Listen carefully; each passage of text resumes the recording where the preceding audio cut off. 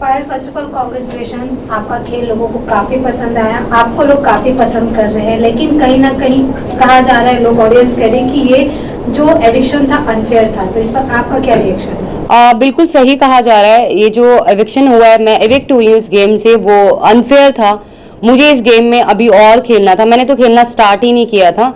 और मैं अगर निकली हूँ इस घर से तो वोटिंग की वजह से नहीं निकली हूँ, मुझे पूरा सपोर्ट मिला है जनता का। पर जो अंदर घर वाले थे, घर वालों की वजह से जो है मुझे इस गेम से आउट होना पड़ा, निकलना पड़ा। तो ऐसे कौन से घर वाले लग रहे थे आपको कि जिन्होंने कहा कि आपको निकलना चाहिए, जिन्होंने आपको सपोर्ट नहीं किया? जी, सबसे पहले दीपक जी, क्योंकि उन्होंने मुझे नॉमिनेशन की उसमें डाला था, और दूसरा नेजी भाई। और नेजी भाई का मुझे बुरा नहीं लगा, क्योंकि उन्होंने कल के एपिसोड में बोला है कि मैं बहुत मतलब मुझे बहुत बुरा लग रहा है कि पायल मेरी वजह से गई है, और शायद मेरा वो डिसीजन गलत था। तो जो एक थोड़ा सा दुख था मुझे भाई को लेके कि उन्होंने ऐसा बोला, वो अब क्लियर हो गया कि उनको ये एहसास हो गया कि उनकी वजह से आज मैं उस गेम में नहीं हूँ। पर दीपक जी के लिए मुझे बिल्कुल भी सरप्राइज नहीं हुआ, क्योंकि वो ऑलरेडी अपने दिमाग में ये चीज़ बिठा के बैठे थे कि ये 3 लोग एक ही घर से आए हैं और इनके 3 वोट एक साथ हैं, ये मिलके खेलेंगे। उन्होंने हमें इंडिविजुअल देखा ही नहीं, और वो चाहते ही नहीं कि हम इंडिविजुअल इस गेम में रह के खेल सकें। वेल, आपने दीपक जी की बात करी, मैं बात करूँ नीरज जी की। उन्हें ऐसा लगता है कि दीपक एज अ विनर निकल सके। वो बहुत अच्छे प्लेयर है, जस्ट बिकॉज वो अभी व्हीलचेयर पर है या उनका फ्रैक्चर है, इसी वजह से वो अपने गेम को ज़्यादा एक्सप्लोर नहीं कर पा रहे। क्या कहना है आपको इस बारे में? मेरा कहना ये है, दीपक जी बहुत ज़्यादा एक्सपीरियंस्ड है, उनको चीज़ें बहुत ज़्यादा पता है हम लोगों से ज़्यादा, ठीक है। पर जो उनकी मेडिकल कंडीशन है उसकी वजह से वो उस गेम में अपना जो उनको देना चाहिए वो नहीं दे पा रहे हैं। वो मेडिकल कंडीशन की वजह से बेड पे रहते हैं, उनको बेड से उठा के मेडिकल रूम तक ले जाने के लिए भी 2 लोगों की ज़रूरत पड़ती है। तो मुझे ऐसा लग रहा है कि उनको इस वक्त ना बुला के शायद नेक्स्ट सीजन में अगर बुलाते तो वो शायद बहुत ज़्यादा अच्छे से खेलते और शायद विनर भी हो सकते थे। पर इसके साथ साथ ये भी जानना चाहेंगे, शिवानी का और अरमान जी का जो फाइट हुआ था उस दिन मॉर्निंग में, अगले दिन मॉर्निंग में सना मकबूल, पलोमी और शिवानी बैठी थी और अरमान सामने की तरफ बैठे थे आप लोगों के बीच में।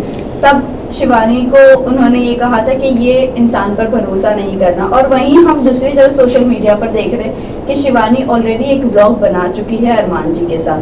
मतलब वो उनको पहचानती है 2 साल पहले की। वो 2 साल पहले एक्चुअली क्या था कि हम लोगों की ग्रैंड मैरिज हो रही थी, मेरी और अम्मान की। मेरा सपना था जो वो पूरा कर रहे थे, तो उस ग्रैंड मैरिज में शिवानी ऑल्सो इनवाइटेड, वो इनवाइटेड थी। उस टाइम तकरीबन उसके 1.5 मिलियन या 2 मिलियन सब्सक्राइबर थे यूट्यूब पे। तो वो हमारी शादी में आई थी इंजॉय करने, तो वो 2-2.5 साल से हमें ऑलरेडी जानती थी जी। वेल, अभी ये जो उन्होंने कहा है कि इन पे भरोसा नहीं करना चाहिए, वो बहुत शातिर है, क्या कहना चाहोगे इस चीज को लेकर आप?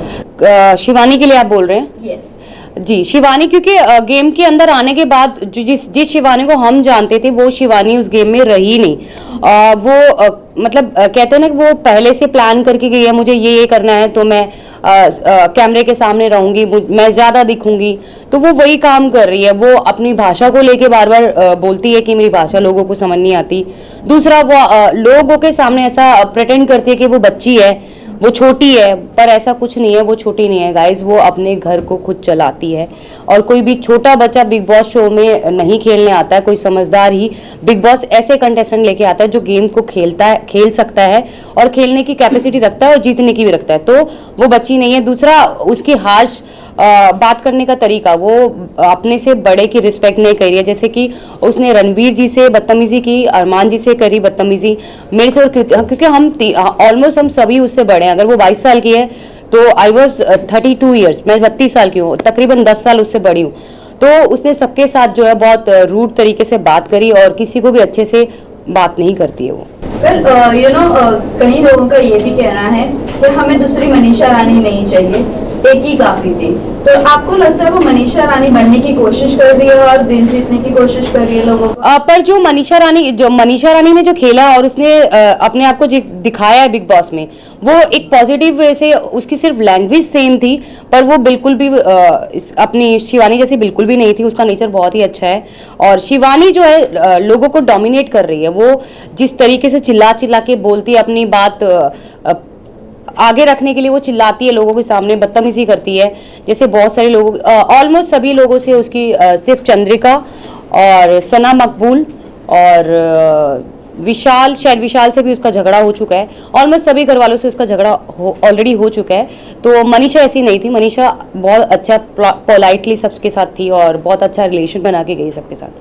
वेल, आप लोग आपके रिश्तों के बारे में बाहर बहुत ज्यादा ट्रोलिंग चल रही है। आप आपके रिश्तों को क्या कहना चाहोगे? रिश्ते के बारे में लोगों को क्या कहना चाहोगे जिस तरह से बाहर लोग एक्सेप्ट नहीं कर रहे हैं? वही आपकी यूट्यूब पर आपके फैन फॉलोइंग जरूर होगी, बट जब OTT पर आने के बाद वो चीजें लोग एक्सेप्ट नहीं कर रहे, क्या कहना है आपको? तो देखो, हमारा रिलेशन ऐसा है, मैं मानती हूँ कोई भी इस रिलेशन को एक्सेप्ट नहीं करेगा और समाज तो बिल्कुल भी नहीं करेगा। पर बहुत सारी परिस्थितियां ऐसी हो गई थी हमारे रिलेशन में। हम लोग तीनों 1-1.25 साल के लिए अलग भी हो गए थे, हम सेपरेट भी हो गए थे, वो भी करके देख लिया था। पर जो बहुत सारी परेशानियां, तकलीफ हमने झेली है, मरने की कगार तक हम तीनों पहुंच गए थे। पर उन सबको समेट के हमने वापस अपने रिलेशन को बनाया है और इस रिलेशन में आज इतना प्यार है कि दुनिया की कोई भी ताकत हम तीनों को अलग नहीं कर सकती है। पर इसी के साथ साथ हम समाज को ये मैसेज देते हैं कि हम लोग 2 शादियों को सपोर्ट कभी नहीं करते हैं, ना ही जिंदगी में कभी करेंगे। ये गलती अरमान जी से हुई है, वो ये चीज़ मानते हैं, उनसे ये गलती हुई है। बहुत सारे लोग बोलते हैं कि हम पॉलीगमी को सपोर्ट करें 2 शादियों को। नहीं जी नहीं, हम बिल्कुल भी नहीं कर रहे हैं। हम अपने हर व्लॉग, हर न्यूज़ चैनल पे जब हम अपना इंटरव्यू देते हैं तो हर जगह बोलते हैं कि प्लीज़ हमसे ये गलती हो गई है, आप लोग ना करें, क्योंकि हमारे जैसा अंडरस्टैंडिंग, हमारे जैसा प्यार एक औरत और दूसरी औरत के बीच में नहीं हो सकता है। पायल, अभी जिस तरह से आपने कहा कि बहुत ज़्यादा चीज़ें हुई आपकी लाइफ में, बहुत स्ट्रगल्स भी हुए हैं। अब जब आप बिग बॉस पर आते हो और इतना डार्क फेस को वापस से एक बार रिपीट किया जा रहा है, सेम चीज़ें रिपीट की जा रही है, ये कितना मेंटली टॉर्चर है? और इससे अभी उगना चाहोगे या वहीं पर वो सब मेमोरीज अभी रिकलेक्ट करते रहना? नहीं, बिल्कुल भी रिकलेक्ट नहीं करना। अब उस फेज को हम बिल्कुल भूल चुके हैं। पर क्या होता है ना कि आपकी कुछ चीजें, जो कुछ इमोशन जुड़े होते हैं आपकी लाइफ के साथ, तो वो उस समय के साथ भी हमारे थोड़े, मेरे अलग है, अरमान के अलग है, कृतिका के अलग है इमोशंस हैं। वो जब कोई बिल्कुल अंदर घुसता है ना तो एक डार्क फेस याद आता है और वो थोड़ा इमोशनल हो जाता है। तो लेकिन अब उस लाइफ को हम बिल्कुल भी याद नहीं करना चाहते और बिल्कुल भी नहीं उसके बारे में बात करना चाहते। इवन पायल, अभी आप घर से बाहर हो चुकी है, आप अपने बच्चों के साथ है, लेकिन आप अरमान को कितना मिस करेंगे? क्योंकि अभी वो तो घर के अंदर ही है। अरमान जी घर के अंदर है, मैं उनको मिस नहीं करूंगी क्योंकि मैं उन्हें रोज 24 आवर्स लाइव देखूंगी और उनके हर एक जितने भी एपिसोड्स आएंगे वो देखूंगी। उनको मिस नहीं करूंगी क्योंकि ऑलरेडी उनके पास कृतिका है उनके सपोर्ट के लिए। पर बाहर से फुल सपोर्ट दूंगी। जितने भी लोग मुझे यहाँ पे देख पा रहे हैं, आप लोगों ने मुझे बहुत प्यार दिया, मुझे बहुत सपोर्ट दिया। मुझे पता है मैं जो है, नॉमिनेशन मेरी अगर हुई है तो वोटिंग की वजह से नहीं हुई, मुझे फुल सपोर्ट मिला है घर वालों की वजह से मैं बाहर आई हूँ। मैं यही कहना चाहती हूँ जाते जाते कि आप लोग जी भर के, दिल खोल के अरमान और कृतिका दोनों को वोट कीजिए और उनकी आगे की पर्सनैलिटी आपको जो है गेम में देखने के लिए मिलेगी कि वो जेन्युइन है कि नहीं है। लास्ट जाते जाते लास्ट क्वेश्चन, जिस तरह अभी आपने मेंशन किया था, एक प्यार को पाने के लिए आपने अपनी फैमिली को खो दिया था।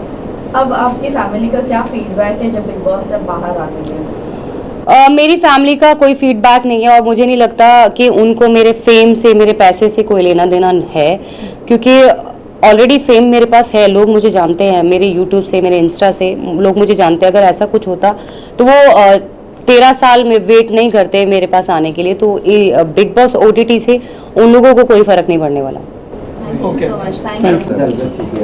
इधर ma'am. Payal, now this side. क्यों क्या सामने थोड़ा इधर हल्का और थोड़ा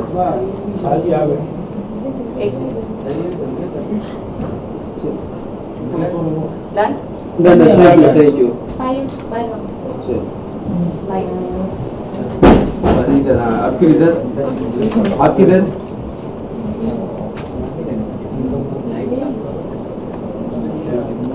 thank you. Wait wait wait wait wait